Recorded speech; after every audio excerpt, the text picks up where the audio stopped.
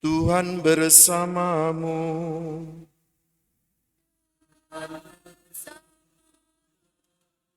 Inilah Injil Yesus Kristus menurut Lukas.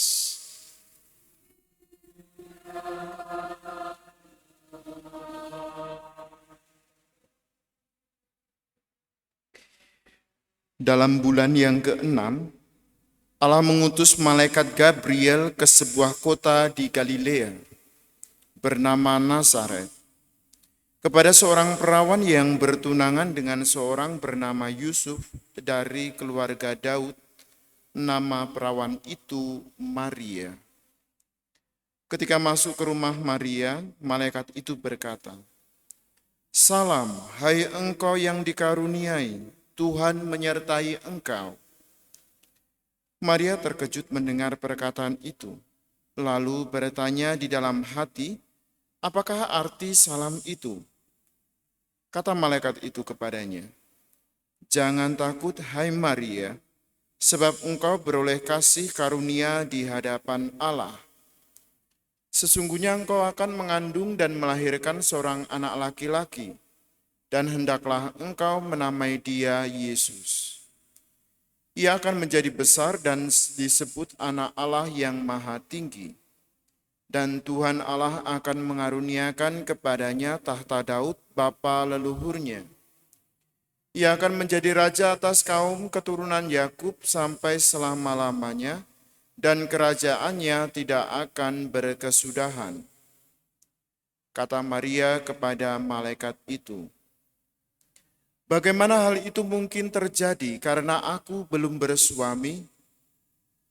Jawab malaikat itu kepadanya, "Roh Kudus akan turun atasmu, dan kuasa Allah yang Maha Tinggi akan menaungi engkau. Sebab itu anak yang akan kau lahirkan itu akan disebut kudus, Anak Allah. Dan sesungguhnya Elisabet anakmu itu, ia pun sedang mengandung seorang anak laki-laki pada hari tuanya. Dan inilah bulan yang ke-6 bagi dia yang dikatakan mandul itu. Sebab bagi Allah tidak ada hal yang mustahil." Maka kata Maria kepadanya, "Sesungguhnya aku ini hamba Tuhan, terjadilah padaku menurut perkataanmu." Lalu malaikat itu meninggalkan Maria. Demikianlah Injil Tuhan. Terpujilah Kristus.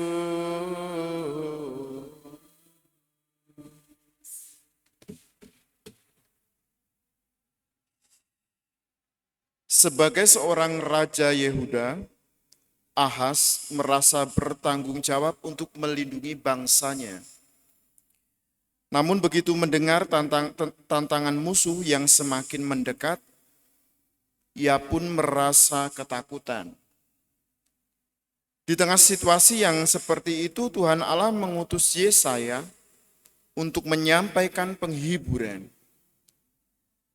Allah akan melindungi bangsa tersebut dan kehancuran tidak akan terjadi. Lebih dari itu, Yesaya menyampaikan pemberitaan mengenai Sang Immanuel. Immanuel itu akan dikandung dan dilahirkan dari seorang perempuan muda. Dan kita tahu bahwa Immanuel sendiri berasal dari bahasa Ibrani yang berarti Tuhan menyertai kita. Hal ini tampaknya sejalan dengan janji Allah terhadap Ahaz, bahwa Allah tidak akan meninggalkan bangsa yang dipimpin olehnya. Allah akan selalu beserta mereka meskipun mereka berada dalam situasi yang sulit. Dan Allah sekali lagi tidak akan meninggalkan mereka. Pemberitaan tentang datangnya Immanuel tergenapi dalam bacaan Injil yang kita dengarkan hari ini.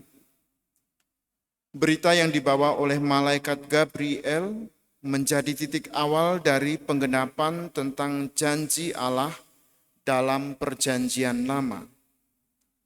Seorang perempuan muda yang akan melahirkan seorang anak laki-laki itu adalah Maria. dan anak laki-laki itu akan dinamakan Yesus, Sang Immanuel. Bukanlah tugas yang mudah bagi Maria untuk mengandung seorang putra di saat dia masih bertunangan dengan Yusuf. Terlebih, sang putra itu adalah putra Allah sendiri.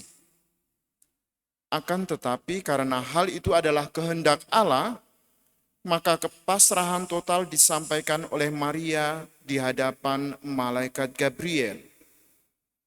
Sesungguhnya aku ini hamba Tuhan, terjadilah padaku menurut perkataanmu. Lewat bacaan hari ini kita diajak untuk menyadari yang pertama, penyertaan Tuhan di dalam hidup kita. Tuhan telah menggerakkan hati kita untuk mengikuti perayaan Ekaristi ini. Dan kita mohon agar Tuhan juga menggerakkan hati banyak orang, agar mereka juga tergerak dan turut serta merayakan perayaan Ekaristi bersama kita. Kedua, mari kita juga belajar dari kepasrahan Maria dalam menanggung tugas yang dipercayakan kepadanya. Kita yakin bahwa Allah mempunyai rencana yang agung dalam hidup kita, sehingga kita mampu mengatakan, ya, aku ini hamba Tuhan, terjadilah padaku menurut perkataanmu. Dengan tetap yakin akan bantuan Tuhan terhadap hidup kita. Semoga sabda Tuhan yang kita dengar mengantar kita ke hidup yang kekal. Amin.